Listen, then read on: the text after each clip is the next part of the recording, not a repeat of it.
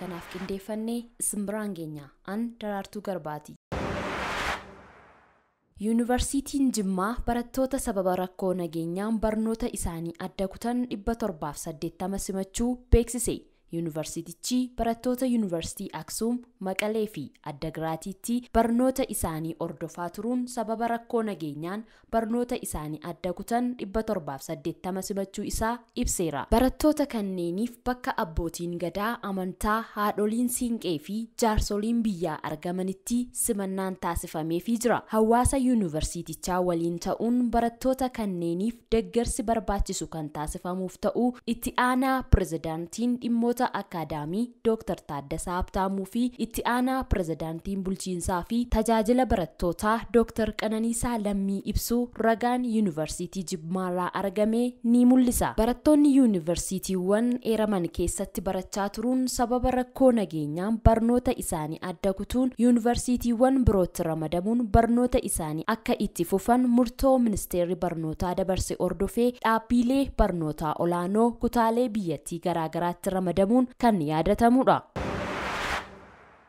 Faransaay lammiilee kutaa kaabaa Itoophiyaatti waraanaan miidhamaniif deeggarsa yuuroo 5,000 taasifteetti. Deeggarsichi kaaba Itoophiyaatti kutaa naannolee 3tti lammiilee sababa waraanaatiin miidhamaniif kan ooludha jedhameera. Abbootii warraa 60maaf sanyii meeshaalee qonnaa, meeshaalee bu'uuraa fi lammiilee baqattoota 100,000 fi 30,000 qe'ee isaa fi qabeenyaa isaaniirraa buqqaan bayyaannachiisuuf hojiirra kan oolu ta'uu ragaan Itoophiyaatti Embaasii Faransaay irraa argame ni mul'isa.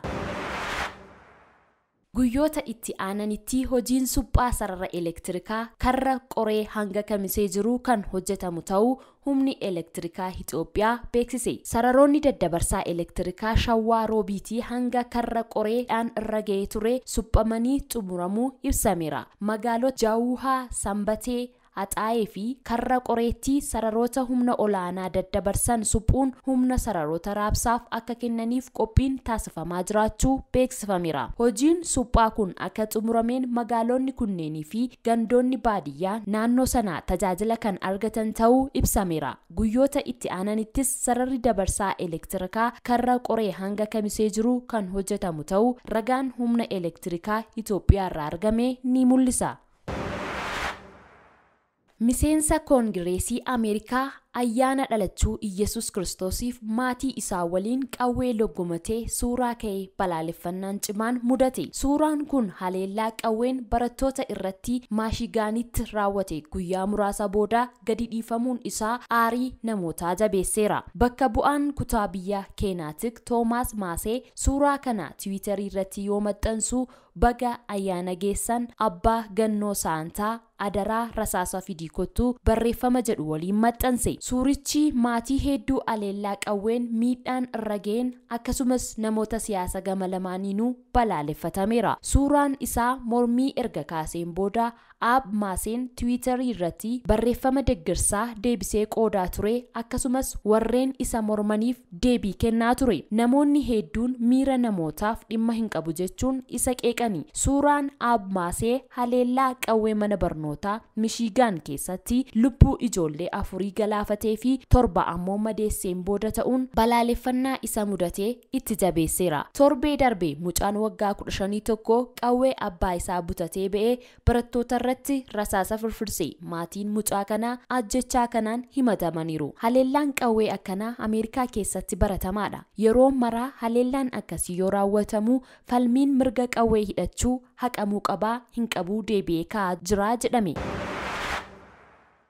US State Departmentiitti dhimmoonni qoonsiilaa gabaasaaleen haleellaa misaayilii yookiin diroonii Riyaadiitti raawwatamuu mala jechuun akeekkachiise. Imbaasiin Ameerikaa Riyaadiitti argamu wiixata galgala akka beeksisetti haleellaan mudachuu malaa jedhe. Kanaan wal qabatee lammiileen tarkaanfiiwwan fudhachuu qabu jedhee tarreesseera. Haaluma kanaan lammiileen wayita sagalee dho'insaa guddaa dhaga'anitti yookaan sagaleen akeekkachiiftuu Sirens wayita dhaga'amutti battalumaan bakka dahoo qabu akka barbaaddataniif hubachiiseera. Akkasumas wayita taateen jedhame kun mudatutti mana yookiin gamoo keessa kan jiran yoo ta'e gara gulantaa gadiitti bu'uun bakka keenyan foddaa fi karrarraa fagaachuun akka turan gaafateera. Ibsi kun lammiileen wayita haleellichi mudatutti ala kan jiran yoo ta'e ammoo atattamaan gara dahoo cimaatti akka baqataniif hubachiiseera. Kun yoo kan hin danda'amne ta'e ammoo yeroo dhohinsicha dhaga'anitti lafa ciisanii harka isaaniitiin akka mataa isaanii qabatan hubachiiseera. Imbaasichi ibsa isaa kanaan tarii misaayiliin yookiin dirooniin jedhame kun qolachuun yoo danda'amellee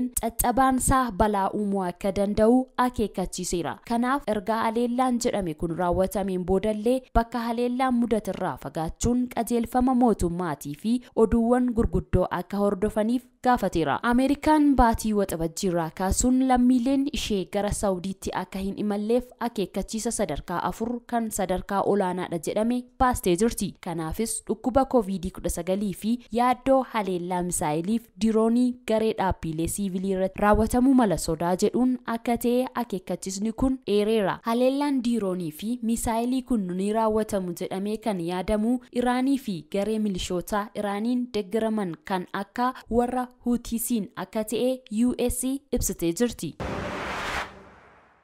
Egaan kabajamtootaaf jaallatamoo daawwattoota FiB oduu gaggabaaboo sa'aatii kanaaf qindeeffannee xumurree jirra.